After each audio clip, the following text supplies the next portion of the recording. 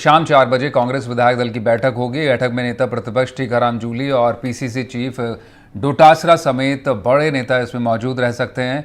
बैठक में नवनिर्वाचित सांसदों का सम्मान किया जाएगा। कांग्रेस नए निर्वाचित विधायकों के लिए प्रशिक्षण शिविर का भी आयोजन होगा। राजस्थान विधानसभा का बजट सत्र चल रहा है। सरकार कल अपना पहला पूर्ण बजट पेश करेगी। उससे पहले सांसदों को सम्मान और नए निर्वाचित विधायकों के प्रशिक्षण के अपने मायने हैं। जयपुर में होने जा रही कांग्रेस विधायक दल की बैठक की अध्यक्षता डोटासरा करेंगे और विधानसभा सत्र के दौरान किस तरह से बजट को लेकर सत्ता पक्ष को घेरा जा सकता है, उसकी रणनीति पर भी चर्चा होगी। आने वाले समय में 5 विधानसभा सीटों पर उपचुनाव भी होना है, लिहाजा उस पर भी मंथन देखने को मिल सकता है। देखिए, जो लोकसभा चुनाव थे उसमें जो ऐतिहासिक सफलता कांग्रेस पार्टी को मिली है, इंडिया गठबंधन को मिली है, उसमें हमारे प्रभारी जी का बहुत बड़ा रोल है। और प्रभारी जी आज पहली बार स्वयं भी एमपी बन गए हैं और हमारे राजस्थान में प्रभारी होने के नाते आज आ रहे हैं। तो हम सब लोग आज उनका स्वागत करेंगे, तमाम इंडिया गठबंधन के एमपीज का स्वागत करेंगे, इनका स्वागत करेंगे। और उससे पहले टीकाराम जूली साहब जी के नेतृत्व में विधायक दल की बैठक भी होगी। नवनिर्वाचित विधायकों का प्रशिक्षण कार्यक्रम भी इन्होंने जूली साहब ने रखा है। और इस बीच खबर के लिए सोमू आनंद इस वक्त मेरे साथ मौजूद हैं।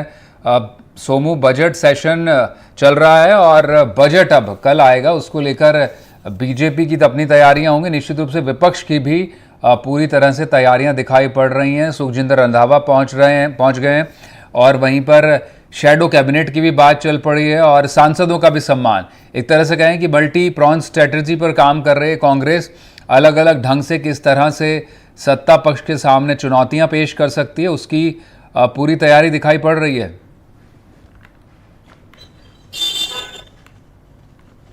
बिल्कुल, देखिए, भारतीय जनता पार्टी ने जहां बजट सत्र को लेकर के अपने स्तर से तैयारियां की है, क्योंकि कल पहला पूर्ण बजट भजनलाल सरकार का पेश होने वाला है, उसी को लेकर के आज जो है 3 कार्यक्रम कांग्रेस के होने हैं। पहला कार्यक्रम विधायक दल की बैठक होगी 4 बजे से होटल मैरियट में।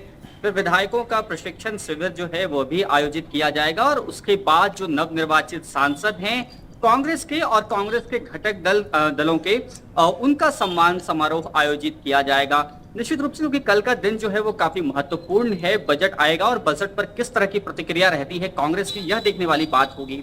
और आने वाले दिनों में जब बजट पर चर्चा होगी तो कांग्रेस की तरफ से क्या क्या चीजें रखी जाती हैं, यह भी काफी महत्वपूर्ण होने वाला है। और इन्हीं तमाम चीजों को लेकर के हमने देखा कि पहले भी जब बजट सत्र शुरू हुआ था तब भी कांग्रेस ने बैठक की थी। कांग्रेस ने साफ किया था कि इस बार बजट सत्र में वो किसी तरह से पीछे नहीं हटने वाली है और वह सदन में भी हमें देखने को मिला था जिस तरह से गर्मा गर्मी का माहौल रहा था।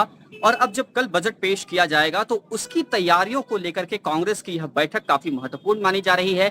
जैसा कि आपने भी कहा कि 5 सीटों पर जो उपचुनाव है उसको लेकर के भी चर्चा हो सकती है, लेकिन एक महत्वपूर्ण इसमें एंगल ये आ रहा है कि अभी तक जो सूचना मिली है उसके मुताबिक कांग्रेस के घटक दल के जो दल हैं जिनको समर्थन दिया था बांसवाड़ा में कांग्रेस ने, बीएपी के जो नवनिर्वाचित सांसद हैं राजकुमार रोथ, वो इस कार्यक्रम में नहीं शामिल हो रहे हैं। तो कांग्रेस के लिए एक झटका यह भी है कि 84 की सीट जहां पर कांग्रेस इस बार की कवायद में थी कि वहां पर जो गठबंधन अभी लोकसभा चुनाव के दौरान बनाने की कोशिश हुई थी उसको आगे भी कंटिन्यू रखा जाए। तो कमोबेश तस्वीर ऐसी नजर आ रही है कि वहां पर कांग्रेस को पहला झटका जो है वह लग सकता है इस बैठक से पहले ही।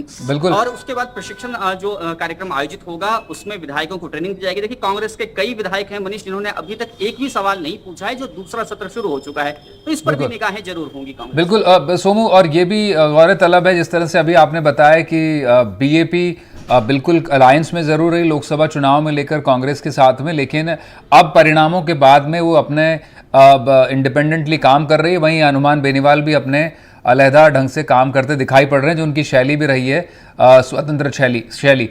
इसलिए भी मायने ज़्यादा क्योंकि सदन में जो है कलेक्टिव ऑपोजिशन दिखाना पड़ता है। अभी चुनाव के बाद सिर्फ कांग्रेस अपने आप में एक विपक्ष के रूप में सामने, इस वक्त जो इंडिया ब्लॉक था लोकसभा चुनाव में जो धड़ा के रूप में एकजुटता दिख रही थी, वो एकजुटता अब चुनाव के बाद नहीं, और सदन में कांग्रेस अपने आप में खुद को लेकर चल रही। लग ये रहा है कि केंद्र के लिए अलायंस था, राज्यों में कोई अलायंस नहीं है।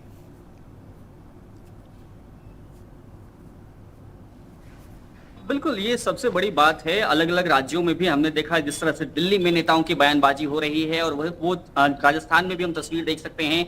हनुमान बेनीवाल के कई सारे बयान ऐसे आए हैं और उसके बाद बाप जिस तरह से चल रही है, अभी मौजूदा समय में भी बाप के 3 विधायक हैं। 84 की सीट खाली है जहां पर उपचुनाव होना है और तस्वीर और राजनीतिक विश्लेषक ये मानते हैं कि उस सीट पर बीएपी जो है वो काफी मजबूत स्थिति में है। कांग्रेस अगर 7-9 भी लड़ती है तो भी बीजेपी वहां पर एक प्रोमिनेंट जो फोर्स है उसके रूप में सामने आई है।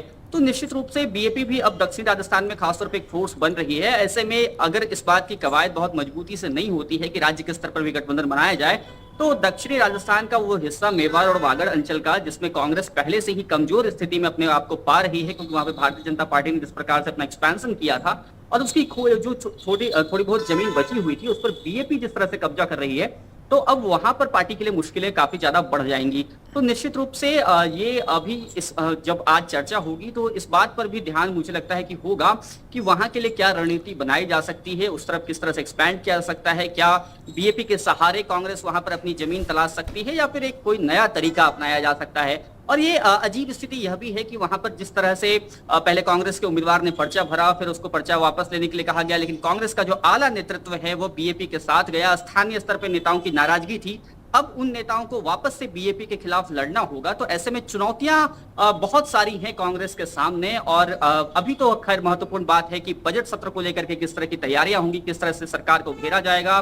जो मुद्दे लगातार उठा रही, चाहे जिलों के गठन का मामला हो, राज्य में कॉलेजेस का मामला हो, Mahatma Gandhi English medium school का मामला हो, इन सभी मुद्दों पर घेरने की कोशिश होगी। भजन लाल शर्मा लगातार मुख्यमंत्री ये कह रहे हैं कि बड़े पैमाने पर भर्ती आने वाली है। पिछली बार जब अनुपूरक बजट आया था उसमें भी कोशिश की गई, जिसमें बताया 70,000 नौकरियों का ऐलान किया गया था।